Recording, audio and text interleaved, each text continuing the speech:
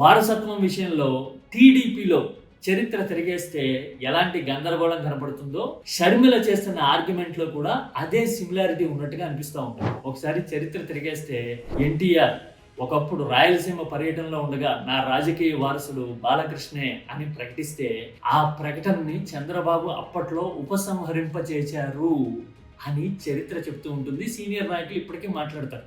ఆ తర్వాత 95లో సక్సెషన్ జరిగిన తర్వాత చంద్రబాబు టేక్ ఓవర్ చేశారు కదా పార్టీని. గత 30 ఏళ్ళుగా ఆయన అధ్యక్షుడిగా ఉన్నారు కదా టీడీపీకి.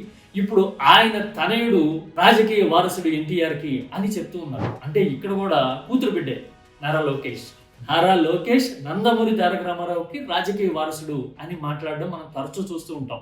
అంటే ఇది కూడా మన దేశంలో ఫాలో అయ్యే సహజ ఇన్హెరిటెంట్ లాస్ కి, పితృస్వామ్య విధానానికి విరుద్ధంగా కనపడుతుంది. అంటే అక్కడేమో తండ్రికి కొడుకు వారసుడు అంటే మనం విభేదించాము, ఇక్కడేమో చంద్రబాబు కొడుకు టీడీపీకి నెక్స్ట్ లీడరు వారసుడు అని చెప్తూ ఉన్నాం.